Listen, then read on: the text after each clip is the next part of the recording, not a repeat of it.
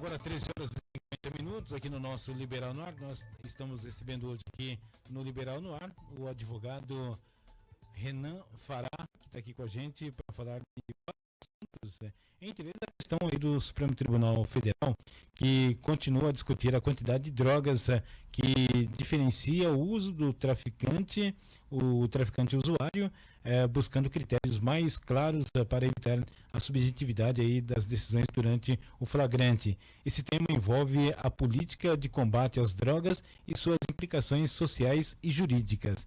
Essa questão ainda continua sendo uma espinha para o judiciário, né? A questão de como considerar aqui aquele usuário, se ele é usuário ou ele é traficante. Exatamente. O usuário já foi decretado, já está decidido que não é mais crime usar droga. Beleza. Até tempos atrás não era mais punível, né? Era despenalizado. O artigo 28 da Lei de Drogas sempre disse que não tem crime pena. Usar droga? Não é. Então, antes era. Usar droga, até então era crime, mas não tinha pena. Porque a pena é a admoestação verbal, ou seja, bronca, né? O juiz te dá uma bronca. Na prática, o promotor acabava oferecendo ali uma transação penal, uma pessoa fazia um curso para entender dos malefícios da droga. Isso acontecia. Ou pagava um salário mínimo para uma entidade de caridade e tchau.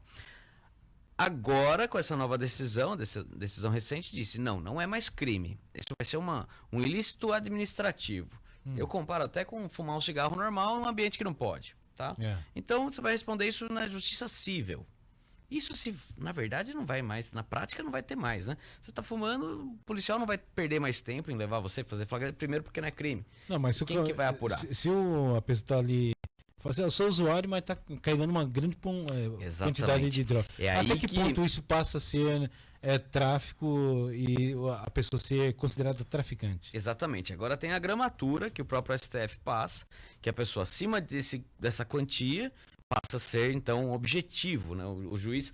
Porque antes a gente ficava a critério do juiz dizer. E aí, qual era o risco do juiz dizer? Ele apontava para questões que não eram relacionadas à droga, para questões sociais, às vezes cabia ali um preconceito do juiz, né? Então, é o que falavam, a pessoa que é pega na favela é traficante, o playboy na universidade é só usuário, e às vezes pode ser exatamente o inverso, né? Então, o STF está tendo esse cuidado e está trabalhando para chegar em diversos critérios, para deixar o mais claro, mais objetivo possível, para que não se confunda o usuário do traficante. E nesse caso, como a polícia vai agir? Nas abordagens, em flagrante, como que... Olha, eu sou advogado de polícia, né? Eu sou formado também pós-graduado em Direito Militar. Sim. E por conhecer o métier, a não ser que o cara tenha alguma coisa particular com aquele indivíduo, mas policial nunca gostou de levar uma pessoa que está usando droga, uma pequena quantia, para a delegacia, porque ele vai perder o dia inteiro acompanhando e sabe que o cara vai embora depois e ele perdeu o dia de trabalho, né? Um policial sério que é comprometido com o trabalho dele, ele não quer perder trabalho com coisas fúteis, né? Ele pode estar fazendo uma atividade muito mais importante, um outro flagrante, algo mais sério para a comunidade, estaria perdendo o dia dele ali. Então isso é um fato. Agora, tenho certeza que vai ser mais ainda. Hoje ele não tem mais esse risco, né? Inclusive da body cam, né? A câmera do fardamento, que hoje o Estado de São Paulo está sendo obrigado por causa do STF, e a gente acompanhou diversas barbaridades que aconteceram recentes, foram flagradas até pela própria body cam deles. Eles diziam que uma das críticas é, poxa, com a body cam eu não vou poder passar um pano, mandar o cara embora, e eu vou ter que levar ele preso, vou ter que passar o dia inteiro com ele na delegacia. Mas essa câmera vai ficar ligada a partir do momento que o policial ligar? Ou vai ficar ligado 24 horas como era antes? Vai ter que ser 24 horas, né? Porque se você puder desligar e ligar de novo, você está editando isso, exatamente. Né? Não, ele não tem o domínio. Vai privilegiar a ação que você quer. Exato, aí vai presumir que você fez errado. Exato. Né? Então, o policial hoje, se encontrar alguém usando droga, ele pode até relatar, fazer uma notificação, alguma coisa, mas não é crime, ele não vai apurar, não vai participar disso. E aí tem que ver a quantia que a pessoa tem com ela. Então tem 3, 4, 5 cigarros de maconha, é usuário. Agora tem um tijolo, 1 quilo com ele, aí pesa.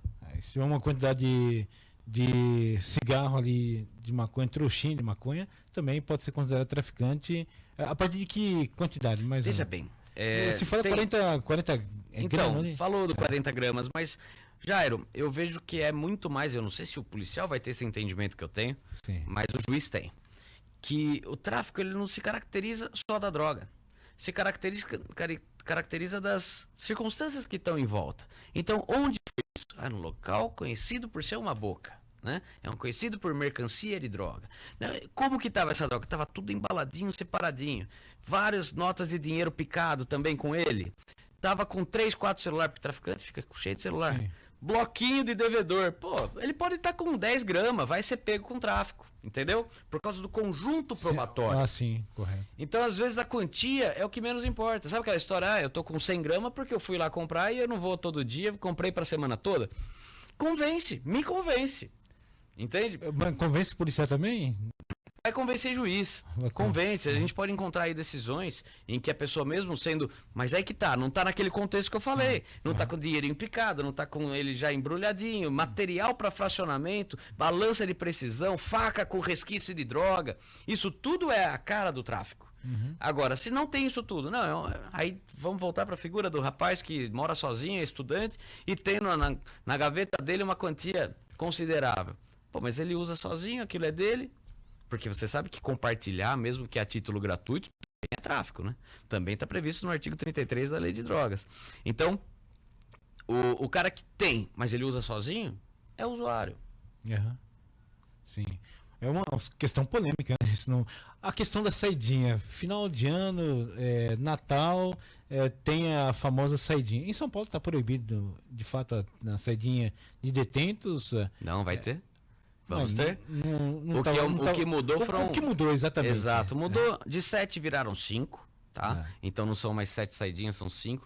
Falaram nas redes sociais no início do mês que já estavam todos na rua. Não é verdade, vai sair agora no dia 23. O tempo máximo é de 7 dias, mas acho que eles vão voltar logo após a virada do ano aí. A saidinha... Ela vai ter. Hoje tem mais requisitos, não são todos os delitos que dão direito, e ainda vai ter que ter um exame criminológico. Doutor, quem tem benefício da saidinha? O preso, quando a pessoa é presa, ela pode ir para o regime fechado, semiaberto ou aberto. O que vai para o regime fechado, depois ele cumprir alguns determinados lapso temporal, né, um tempo, ele vai para o semiaberto. E essa turma do semiaberto, né, que vai ter o direito da saidinha. É um dos benefícios que o semiaberto tem. E ele vai conquistando isso. E para ele poder ter direito, não basta só estar no semiaberto, ele também não pode ter falta, ele não pode ter...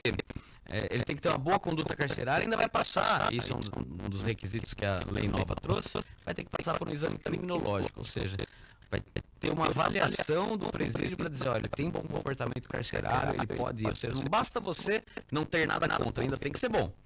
Então fica esse critério aí subjetivo do cárcere para poder autorizar ele a ter essas saídas. Olha, a Elisé diz que na cadeia todo preso é bonzinho, né? Depois fora da cadeia é que eles mostram a garra. Não é verdade, na cadeia tem muito preso que faz mais coisas erradas lá. Eu tenho um processo de sindicância, tá? E é briga, é xingar o agente, né, o policial penal, já dá problema. Então tem várias coisas que punem ele e vão tirar o direito dele de progredir. Então é complicado, não é tão assim como a gente acha lá, o cara é bonzinho. Não, se o cara é ruim aqui, ele é ruim lá. Eu tive um cliente que eu falei assim, viu, você tem que trabalhar pra gente poder fazer sua progressão de regime. Eu falei assim, doutor, eu não trabalhava na rua, vou trabalhar aqui por quê? Então, na cadeia tem, porque tem um cadeião aqui, a cadeia de Americana é centro de ressocialização, né? Aqui a gente tem o CDP, Centro de Detenção Provisória. Centro de Detenção Provisória. E na teoria, depois que a pessoa é sentenciada, ela tem que mudar de lá, tem que ir para outro lugar, uma penitenciária. O mais próximo de Americana aqui seria a Hortolândia. Sim. Tem também a casa de reabilitação em Sumaré, tem em Limeira, em Rio Claro é modelo, o centro de reabilitação deles, mas aí o CR, né? São crimes menos graves. Ou a pessoa tem que ter uma particularidade para poder ir para esse lugar. E é mais tranquilo, é menos sisudo o ambiente, sabe? Ele tem mais liberdade, as pessoas são tratadas por nome, todos são bem conhecidos, então é mais respeitoso à dignidade da pessoa humana. Um abraço aqui a Neide Costa, a professora Regina Bife, o Antônio Ribeiro, também nosso amigo Frank, nos acompanhando, um abraço para o senhor, doutor. Também a Sirlene está mandando um abraço para todos que estão nos acompanhando na nossa entrevista. Bom, doutor, na questão da saidinha, voltando nessa questão, o preso em bom comportamento dentro da penitenciária, ele tem a progressão de regime lá. Você falou, vai primeiro lá para semi, depois trabalhos. Quando há uma avaliação também, não é aleatória não. Chegar e falar assim, esse pessoal aqui vai para a rua na saidinha de Natal, aqui no Dia das Mães, porque muito se comenta. Tem que fazer um processo, tem que fazer um pedido no processo de execução. Aí A é incidente. a moça que matou a mãe e o pai, aí saiu na saidinha do Dia das Mães, né? Isso, uma incongruência, né? Tá, é que assim, não existe essa análise do qual crime a pessoa cometeu. O que é analisado é como está a conduta carcerária dele hoje. E aí, poxa, coincidiu no dia de ter sido escolhido o final de semana, no Dia dos Pais, para ela sair. E aí foi analisado, poxa, qual crime ela cometeu? Ela matou os pais, então por que ela saiu? Exatamente. Por causa disso, porque o que é analisado não é o crime que cometeu, mas sim como está a conduta carcerária da pessoa para ela poder ter esse direito. E veja, a saidinha não é exatamente para você ir lá comemorar o pai ou comemorar o Natal. É para você ser, aos poucos, reinserido na sociedade.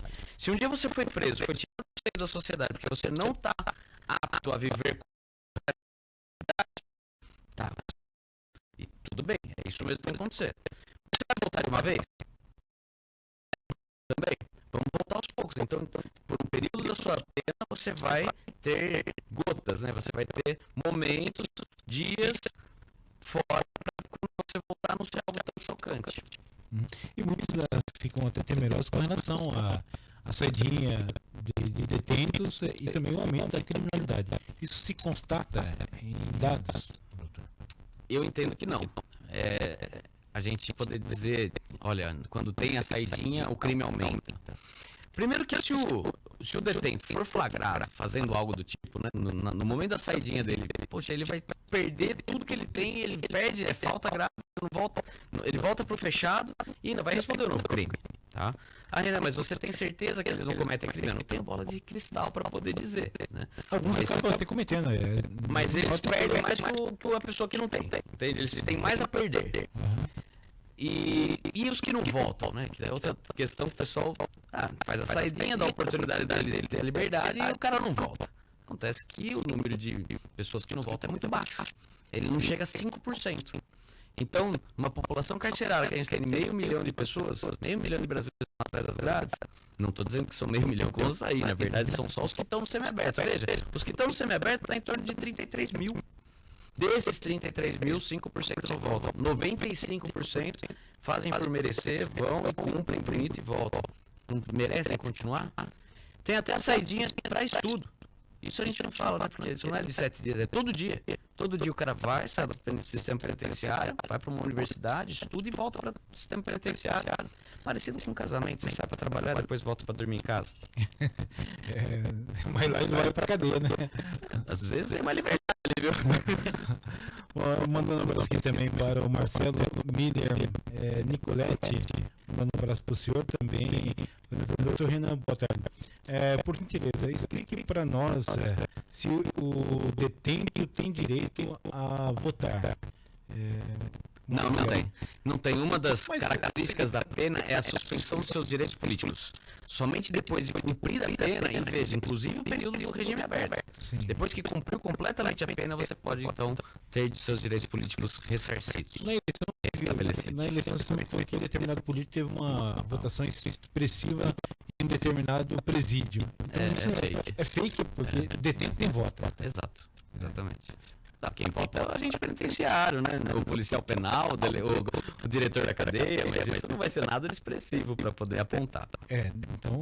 Ele é um funcionário, ele está na cadeia, mas ele é um funcionário. Exatamente, mas o detento mesmo, quando se fala e se propagou muito durante o período após eleição, e que o candidato Y teve votação expressiva de detento da penitenciária X, enfim, uma facção aí do estado de São Paulo. Fake news. Então por isso é interessante estarmos atentos, né? Sim. Porque se não temos essa informação, acreditamos que o que nos falaram ou que foi divulgado nas redes sociais seria verdade, né? É por isso que é muito importante a gente ter muita atenção aí na fake news, não propagar. Mas obrigado, agradeço a oportunidade de responder sobre isso, né? Agradeço a pergunta dele, do Marcelo, é isso? Marcelo, exato.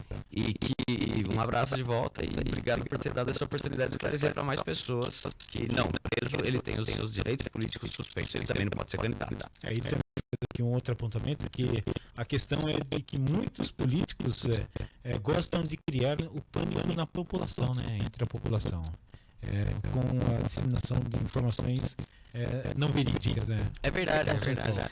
Hoje a gente está vivendo num sistema que a gente chama de direito penal do inimigo. A gente aponta aquela pessoa como a pessoa errada e vai querer excluir ela da sociedade, querer o pior para ela, pena de morte se for possível, e apagar da história se possível.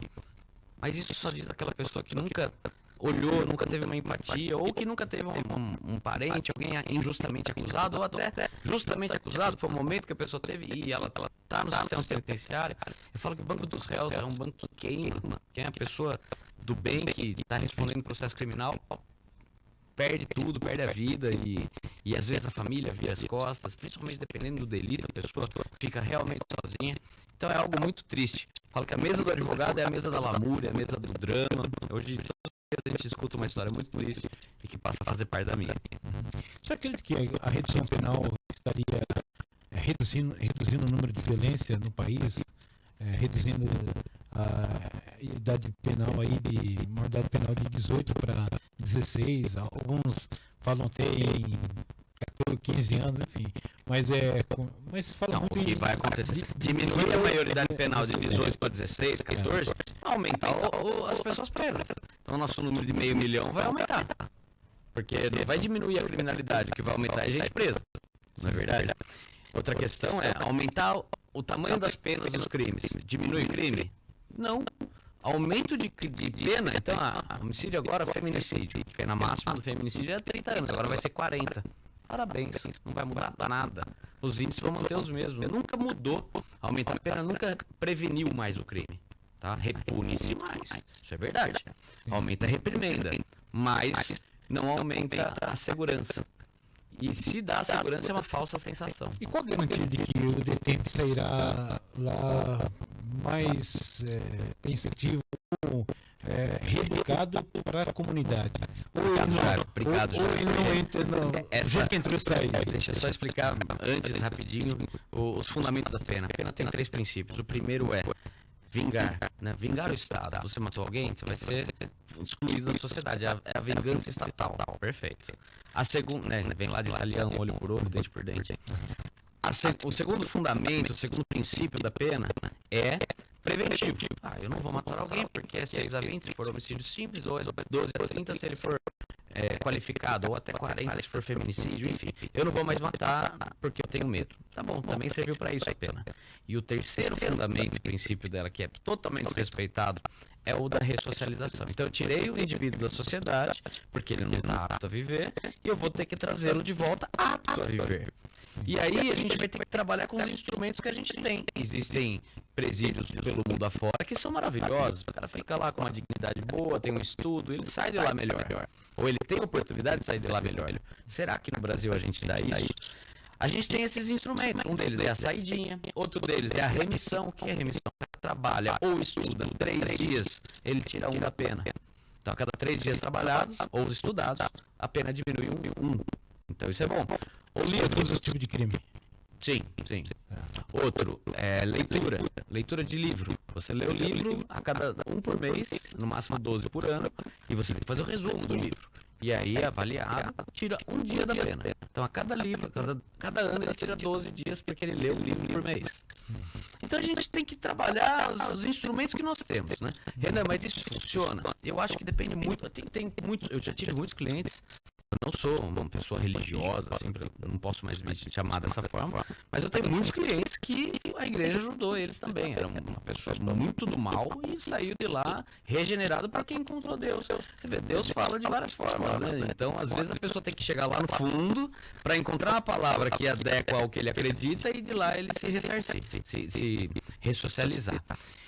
Então, depende muito da pessoa. Respondendo, né? Renan, ele vai voltar um cara melhor? Depende muito dele mesmo querer. Se ele não quiser, ele vai voltar de lá PhD no crime. Essa é a verdade. E se ele quiser, ele consegue a salvação dele, seja de forma religiosa, seja até pelo estudo, trabalho.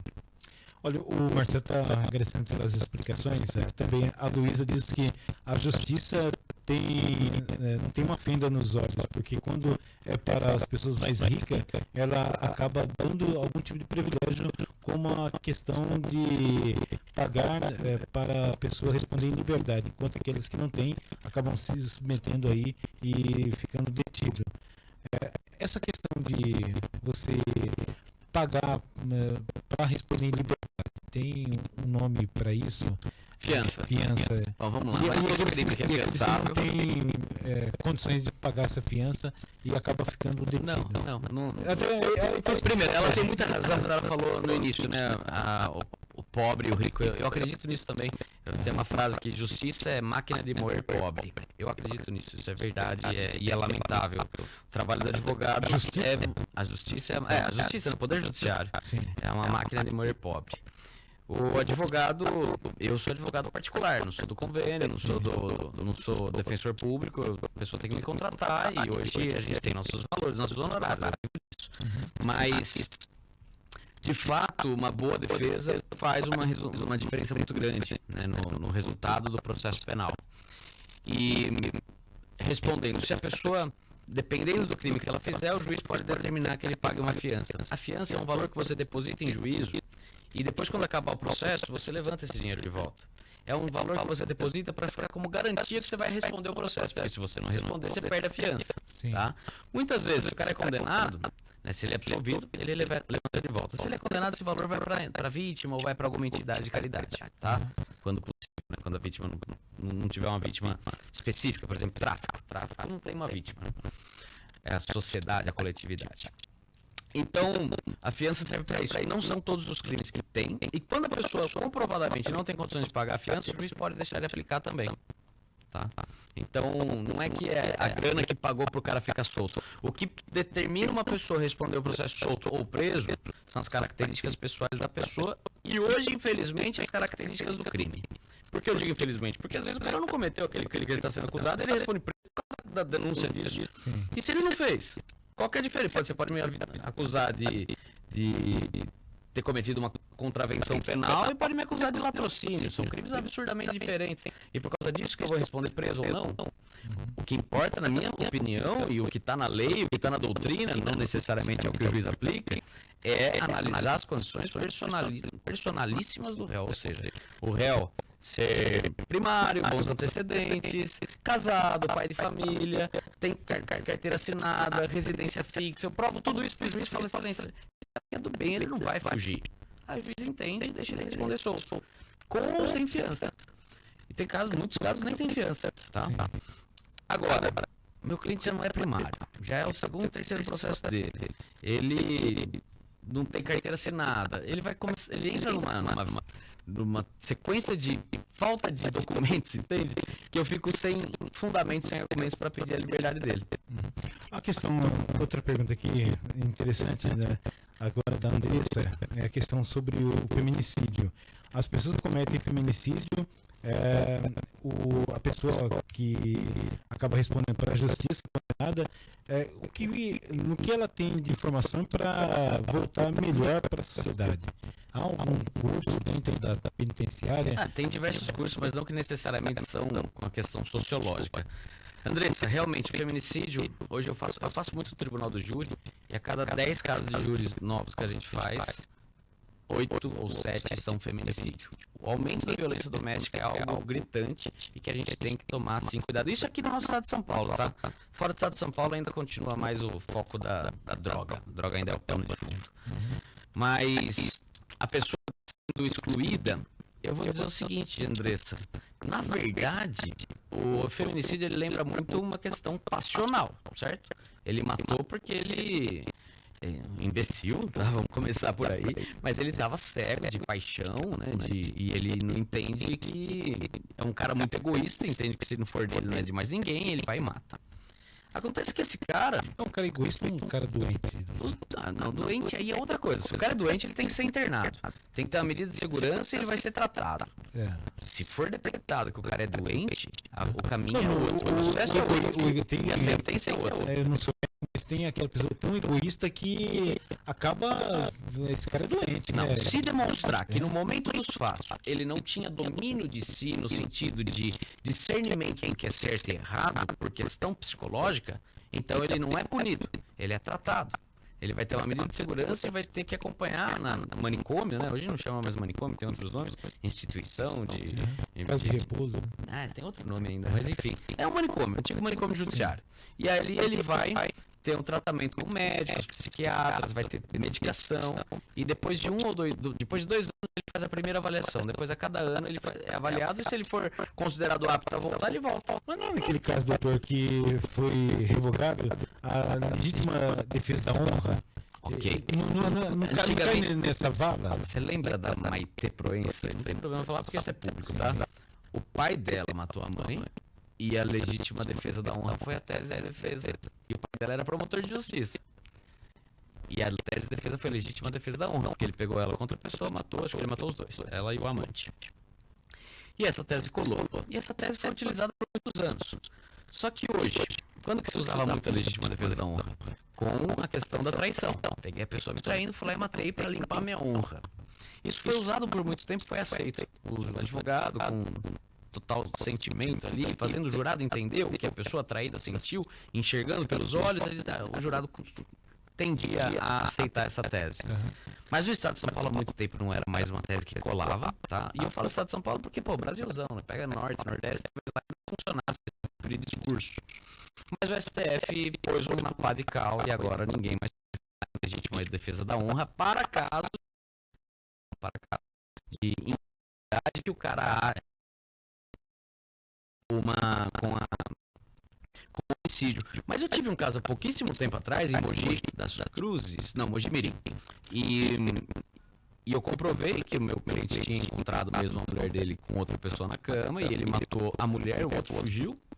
E eu consegui ali o que a gente chama de homicídio privilegiado, que é quando a pessoa age após injusta provocação da vítima, movida por violenta emoção ou paixão. Ele vendo essa cena, ele ficou cego. E ele agiu logo após. E não pode ser um ano depois, ele foi no ato. E os jurados concordaram, enxergaram isso. Até o promotor de justiça, que era um cara que estava substituindo, ele era de Sumaré, estava lá substituindo a promotora de Mogi. E até ele concordou comigo em réplica. Ele falou, não, realmente, para o privilégio eu vou concordar. Então deixou de ser qualificado, passou a ser privilegiado. Renan, por quê? Qual que é a vantagem? O homicídio privilegiado tem uma pena muito menor até que do homicídio simples, menos de 6 anos, e tem uma progressão mais rápida. Então é muito de caso a caso. Eu não toquei no nome legítima defesa da honra. Se eu fizesse isso, eu anulava o júri. Perdia. Nesse caso da pessoa, na prática do feminicídio, a gente vê muitos casos de feminicídio. O homem que não aceita a separação, o desligamento da companheira, o fim do relacionamento. Aí acaba ameaçando, até chegar em vias de fato. Mesmo com proteção judicial, para se manter distante da vítima, a pessoa vai lá e acaba infringindo a lei. Nesse caso, feminicídio é um caso que a pessoa, que se alegar pelo direito da honra e tal, não cola, né?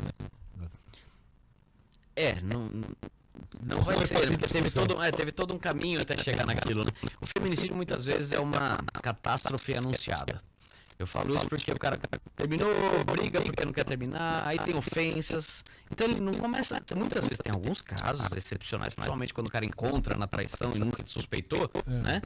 Mas tirando esse momento, esses casos, quando termina e o cara começa a fazer um stalking, né? Aquela perseguição obsessiva na internet ou até pessoalmente, o cara começa a ameaçar, encontra, xinga, bate, e depois vai caminhar para chegar no feminicídio. Então, é uma catástrofe anunciada. E o que eu recomendo é que o primeiro sinal de violência termine com a pessoa continua sendo violenta, relate para a comunidade, para a delegacia, para a polícia, a DDM, a Delegacia da Mulher, aqui em Americana, em Santa Bárbara, são muito boas, e vai ter aí o amparo da justiça. E não deixa para depois, não acha que o cara vai melhorar. É melhor tomar as providências aqui que estão no seu alcance do que depois virar mais um caso de júri aí pra gente atuar. Ok, vamos fazer um intervalo rapidinho, voltamos já com esse assunto com relação ao também. Um assunto muito polêmico também que nós vamos tratar aqui com o Dr. Renan aqui no nosso Liberal Norte. Voltamos já. Estamos apresentando Liberal no Ar.